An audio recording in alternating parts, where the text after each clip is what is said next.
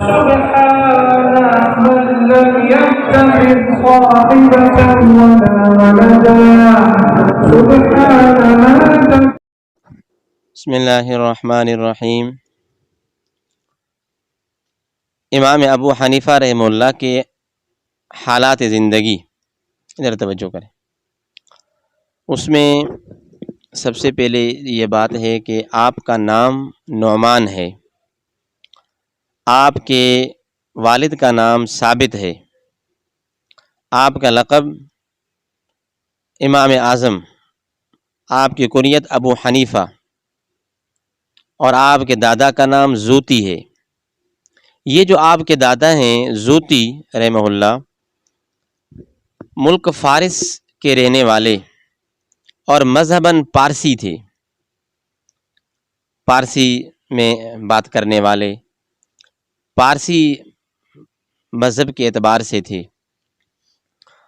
اور اس وقت اسلام بڑی سرعت اور تیزی کے ساتھ پھیلتا جا رہا تھا۔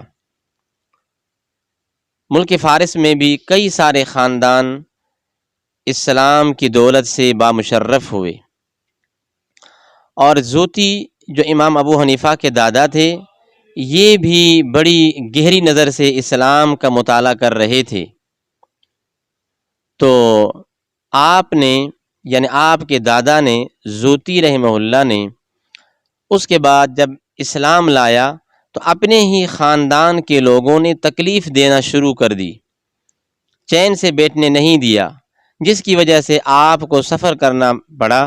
اپنے وطن کو خیر آباد کر کے سن 37 ہجری میں آپ وہاں سے نکلے، مکہ معظمہ کی طرف روانہ ہوئے۔ پھر راستے میں کئی سارے اسلامی شہروں سے آپ کا گزر ہوا، یہاں تک کہ زوتی رحمہ اللہ کوفہ میں پہنچ گئے، جو اس وقت دارالخلافہ تھا، اسلامی مملکت کا دارالخلافہ تھا کوفہ، جس میں حضرت علی رضی اللہ تعالی عنہ رہتے تھے، وقت کے بادشاہ اور خلیفہ تھے، امیر المومنین تھے۔ آپ کی خدمت میں یعنی حضرت علی کی خدمت میں یہ زوتی رحمہ اللہ آتے تھے، اور خلوص عقیدت کے ساتھ، محبت کے ساتھ حضرت علی رضی اللہ تعالی عنہ کے آداب بجا لاتے تھے، اور آنا جانا رہتا تھا۔ اس کے بعد آپ کا بیٹا ہوا 40 ہجری میں، جس کا نام ثابت رکھا، جو امام ابو حنیفہ رحمہ اللہ کے والد کا نام ہے۔ یہ ثابت پیدا ہوئے 40 ہجری کے اوائل میں، شروعات میں۔ پھر ان کو زوتی رحمہ اللہ اپنے بیٹے یعنی ثابت کو حضرت علی کی خدمت میں لائے۔ حضرت علی رضی اللہ تعالی عنہ نے دست شفقت اور ان کی برکت کے لیے دعائے خیر کی اور اپنا ہاتھ گھمایا ان کے اوپر۔ پھر آگے یہ سلسلہ چلتا رہا، حضرت ثابت پھر بڑے ہوئے، پھر ان کی شادی ہوئی، لیکن تاریخ میں اس کا پتہ نہیں چلتا ہے کہ کب شادی ہوئی اور کس خاندان سے ہوئی، اس سے تاریخ خاموش ہے، اس سے تاریخ خاموش ہے۔ البتہ پھر یہ اس شادی نکاح کرنے کے بعد سن 80 ہجری میں حضرت ثابت کو ایک بیٹا پیدا ہوا، جس کا نام نعمان رکھا، جس کی آگے چل کر کے یہ شخصیت رونما ہوئی، اور امام ابو حنیفہ رحمہ اللہ، جس کی کنیت امام اعظم کے لقب سے ملقب ہوئے۔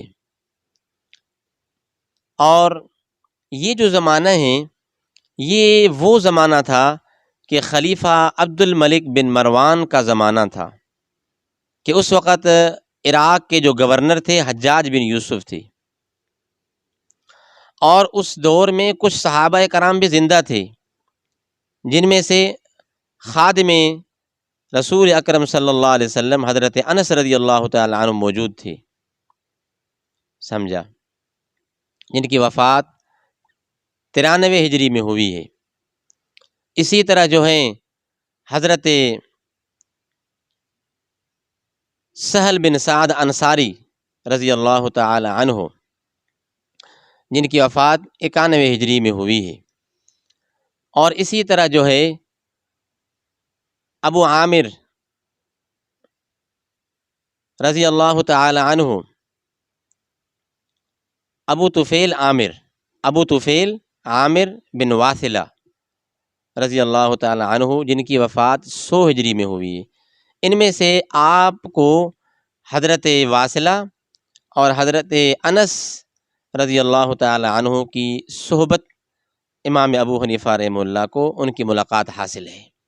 یہ حضرت امام ابو حنیفہ کے لیے بڑا اعزاز ہے کہ صحابہ سے ملاقات ہوئی۔